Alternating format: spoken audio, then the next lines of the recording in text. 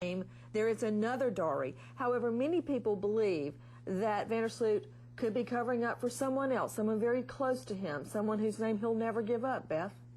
Well, absolutely, and there are two Dowies that have been discussed, and I don't think that one of them has been ruled out. So, and that is something else that has been surfacing as to, you know, as Yaron gives this statement, he also says this name he will take to his grave. Well, he's not in his grave, Nancy, so he says he's going to take it to his grave. Well, I'm not so sure if you're going to be disclosing a name if you're going to take it to your grave. So let's go out to medical examiner Dr. Zanshe Wah. Dr. Wah, thank you for being with us. If Natalie's remains were found now, there would be no way to determine the semen, the sperm that Joran Vandersloot refers to, would there? Agree. Why? Because at this stage, if it's in the high temperature, the body goes through significant degree of decomposition. I would expect if somewhere in the ocean, lots of fresh tissue being gone. However, if there was a gunshot wound or a knife wound, that may be determined by the skeletal remains. Yes, or even have some bone fracture during the struggle. Let's go out now to Pat Brown, criminal profiler. Pat, weigh in. I am in total agreement with you that this convulsion did not happen. I believe that Joran, he's always making Natalie the bad person. He's always the victim. My guess is he's angry at her because he didn't get the sex he wanted. He forced it on her, he smothered her, or he strangled her. He knew he did wrong. He couldn't make the phone call to Daddy and say, hey, I need help. This girl's passed out on the beach. He knew he couldn't call anybody because he killed her. And I also would look at the possibility that he's saying enough. He's saying what he wants to in the sense of saying that he was with her, had sex, and yeah, something happened to her. But he may be lying about everything else to cover up where she is. I would say if he's worried about semen, maybe she is buried on land. Hey, I got an email that said she was buried under the gardener's shack at Daddy's house. I would like to know, have the police checked every single thing possible on that land or any place else she could have been buried. Because if she's found someplace where Joran, his father, has anything to do with, I'd say that would be good information. With me here in the studio is Natalie's mom, Beth Holloway, who's become a victims' rights advocate after the loss of her daughter. Beth, we're all talking about legal theories and evidentiary issues. When you hear that, do you steel yourself to it and not connect it to your girl? Well, I think that, you know, when every parent is, you know, any parent that is faced with something like this, I think that you have to somehow, gosh, you know, you just, and I don't mean to detach, but you do have to kind of like have some type of protective barrier there for you, because you know you're there to fight for your child.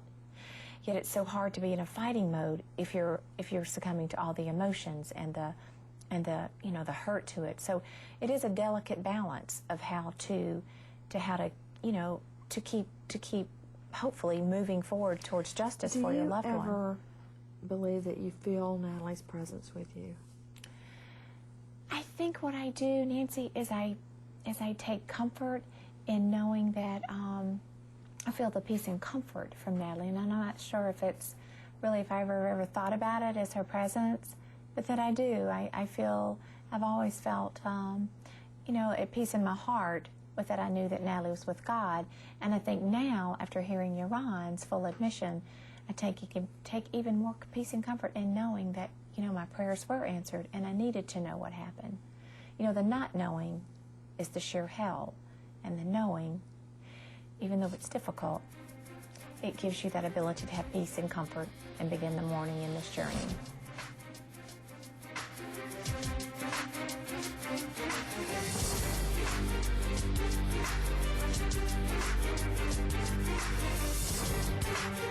Chloe's father talks to Nancy about Joran Vandersloot's taped conversations with a Dutch reporter. Nancy Grace, Headline News tomorrow night, 8 and 10 Eastern. I was shocked by the disrespect he talked about Natalie. He called her a bitch and things like that. He called her a whore. Yeah. He called her a bitch for absolutely no reason. This girl had a sterling reputation. Yeah, and he's showing no remorse at all. He's telling that he didn't lose 1 second of sleep. Joran Vandersloot's defense? He was high on pot. Do you buy it? I don't. Let's go out to Dr. Susan Lipkin, psychologist and author. Susan, do you buy the theory that someone will confess repeatedly, at least 10 times over a period of months, just because they were on pot? No, absolutely not. We all know that pot does not make you lie like that, and the fact that it's consistent. So I'm quite sure that what he said was in some part reality, and I believe that he is guilty of what he... Susan, what do you make of him saying he hasn't lost a minute's sleep over Natalie? I'm not sure if he was bragging and trying to be macho in front of this guy who he was trying to show off, or if in fact he was just a psychopath and totally disconnected from reality and didn't care. Here on the set with me is Natalie's mother, Beth. When you look back over nearly 3 years, what is your, when you think about it at night before you go to sleep, what do you make of this 3-year journey, this battle you've been through? I would have to say, if I knew the day that I got that call that Natalie was not gathering in the Holiday Inn lobby to depart for the airport, if I'd known what was ahead of me, Nancy, God, I don't know if I could have fought as hard. I had no idea. You know, Nancy, I just thought I was going to fly to Aruba and I was going to get her and bring her home, or, you know, we're going to find her, you know. I had no idea what was before me, and that's a good thing because, golly, I think back and I think, God, I don't know if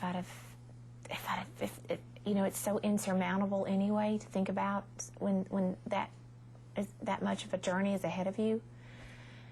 It's a good thing I didn't know what was ahead, because I just don't know if I could have fought as hard, Nancy. God, because I had no idea it would be. I know 2.5 years later, and from an investigative standpoint, I understand sometimes they can take years, 10 years, and sometimes they're not resolved. But to a mom and to a parent, and when it happens, you want answers now, and you want them today. The exact opposite of Beth Holloway is the mom we're about to tell you about. Take a listen. An 11-year-old girl in Anderson, Indiana, celebrated her birthday by drinking beer and smoking pot, and police say she got it from her mother. Mom's denying it, but 3 friends at the party say she offered it to them, too. Mom's been charged with contributing to the delinquency of a minor. The little girl's 11th birthday party, and Mommy gives her pot and booze. Out to Charlie Butcher. Thank you for being with us with WOWO News Talk Radio. What happened? Well, it's a story of an 11-year-old birthday party that just absolutely went stupid, Nancy. The mother, of course, Davita Fuller of Anderson, allows her daughter to have 3 of her friends over on February 1st. They're going to celebrate her 11th birthday. You're in 5th grade at that point in time. She also invites some people over, her sister and some guy named Alex. Well, at some point during the evening, the sisters decide to light up the blunt that Sarah brought with her and crack open some beers, and maybe little Davita's daughter would enjoy some of that for her birthday, too, so they offer it to her. She takes a drink and a drag, and the 3 friends were also offered some, but they turned it down. And according to the girls, they were told, don't say anything to anybody, we'll get in trouble. Well, of course, somebody talks, because the Department of Child Services starts an investigation with the help of the Anderson Police Department.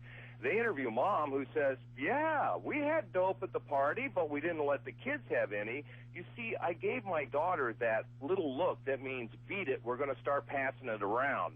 And that, by the way, isn't a direct quote. Mom, of course, has a small criminal background. The neighbors are all shocked. They can't believe all this is happening in their neighborhood. Davita was arrested, as you said, charged with contributing. She is bonded out, but the investigation does continue, and it's not your normal Hoosier cake and pin the tail on the donkey birthday party. No, it's a pot and booze party for an 11-year-old little girl. With me is Charlie Butcher with WOWO News Talk Radio. To Dr. Waugh. Dr. Waugh, very quickly, what effect does marijuana and alcohol have on an 11-year-old little girl? Alcohol certainly will suppress your memory, cause a lot of distortion, same as marijuana. Give you a sort of misconception of reality. And kids at a young age really suppose at this age of study, they're not supposed to involve this kind of behavior.